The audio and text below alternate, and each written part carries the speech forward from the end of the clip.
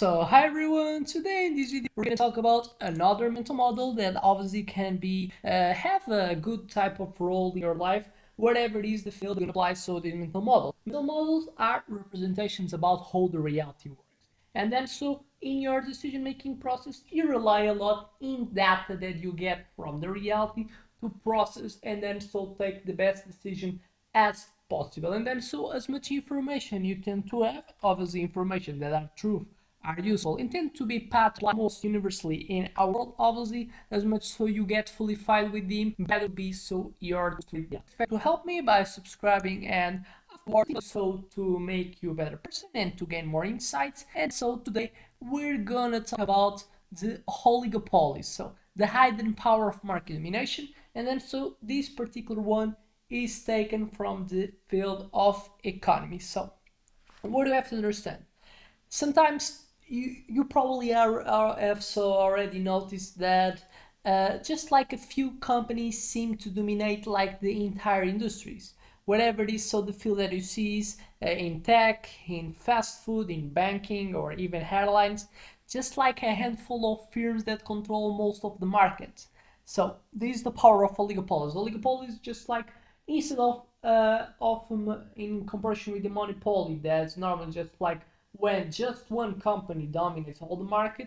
In oligopolies we have a bunch of companies but a small few ones in comparison with the total amount of companies existence that dominate the market. And this respects a lot the Pareto principle that I already have been talked about in this channel, that I say that like 20% of things they control the 80% of the results happenings that we see. And then so the oligopoly is a type of example. It's like saying that 20% of the companies that exist in an industry, they kind of probably have 80% of the revenue. And then so what we will talk and we'll go deep today. So now that we have understand better what's oligopoly, how it shapes so the industries and competition, and obviously the impacts that has for the consumers that are so the large majority of the people, real world examples and their impact so on consumers in that particular type of examples, and who you can navigate or even leverage some oligopolies, and then so obviously working in your benefit. So now what do you have to understand about oligopoly? Few dominant firms, usually 3 to 10 companies hold most of the market share. High barriers to entry, so it's hard for new companies to enter due to high costs, regulations, or economies of scale that already were built by these companies that are established, making it so hard for new people enter and then so try to be a competitors, and probably so making a market go more for perfect concurrency. That's what theoretically the economists tend to say that's the best for the consumers. That's so where the prices tends to go less in terms so of value as well. What happens in oligopolies? Interdependence. So the action of one firm directly after affects so the other ones. If one lowers the price, the other ones must react. Since the market is sensitive, they're fighting for market share. And then so what they do for that, they obviously have in count what so is their position they have toward the people, and one of the most important ones so are the prices. It's like one of the most described. So the probability of me getting people is a lot the prices that I put so my products to get. So and then so it's a measure of cost that people have in count. And obviously price rigidity. So the reality is that in oligopolies sometimes it is like connections. So the companies that say that it's like a theory of games. They know that they start so lowering so the prices. They know that gonna be so a counter reaction for other ones, and the other ones so will as well probably reducing the prices as well, and sometimes can even reduce more than me. And this create like a tendency to always reducing, minimizing the profit. And so what tends to happen? Sometimes exist type of cards, they tend to talk to each other to not enter in price wars, since they know that if they both kind of have a competition, they kind of both can maximize the profits and not enter in a competition that this is a tendency that just so benefits the people and not so the owners, the entrepreneurship. And then so normally oligopolies, they have so a tendency to exist like relations between the companies, even if they're so are competing by the same type of people in the market. But this certain type of competition, the relationships helps so to maximize the profit for each. And why? Prices don't change frequently because firms avoid price wars that minimize the profit by each one.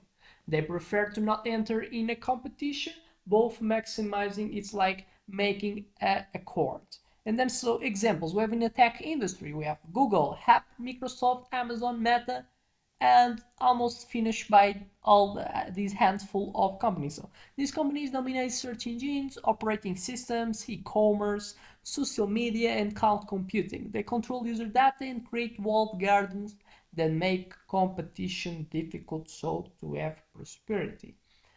Automotive industry, we have like the Ford, Toyota, Volkswagen, and GM. So we have a few global players dominating car manufacturing, and they benefit from economies of scale that set the industry technological direction. Airlines, Delta, American Airlines, United, Southwest. So in many countries, just a few airlines control the majority of flights.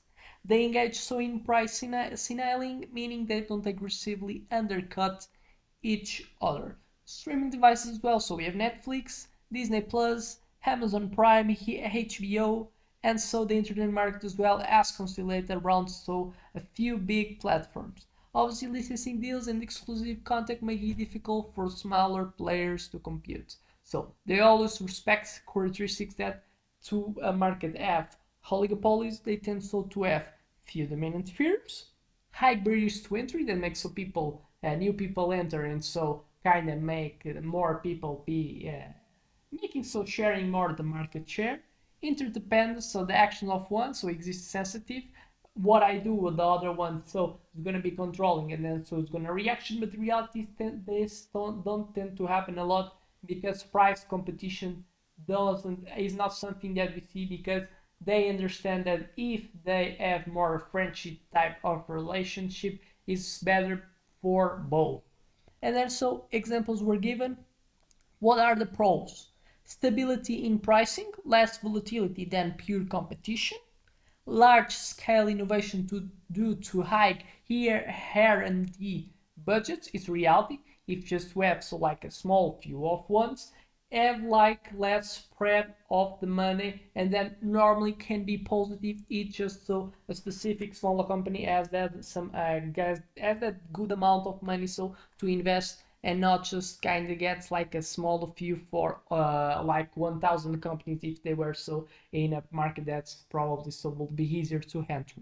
And standardized products and services with constant quality. So this remains like stagnation. It's like it's difficult to enter, but the ones they're not creating like too much competition, and the price don't tend to guide like have like a higher volatility.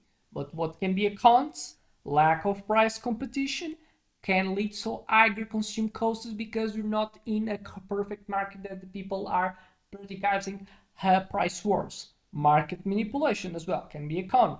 Firms can coordinate strategies to maximize profit, and obviously harder for new business to enter, limits innovations from small players. It's something so that can happen. But then so what you can do about it as a consumer and then as an entrepreneur, different perspectives. A consumer, you will not like so to exist oligopoly. So what you can do, be aware of pricing strategies and hide and monopolistic tactics, loyalty programs, bundling. So pay attention to that. Support alternative competitions and new startups. It's a way to create incentives for new ones, so dethrone the existing oligopoly that exists so in a specific market. And use regulation to your advantages. Sometimes can be like your way to put pressure in government that so can break up the regulation that makes it difficult for new people to enter, or regulate oligopolies, so creating having governance that regulated by kind of creating antitrust laws.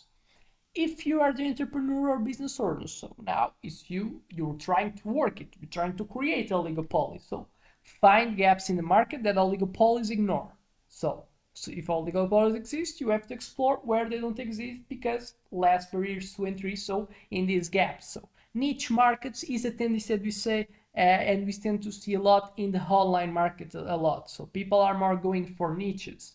Use differentiation, so smaller firms can compete by offering something unique, so they can have a specific competitive advantage, that so they have a specific knowledge much better than the high type of companies that just like they produce for the high market.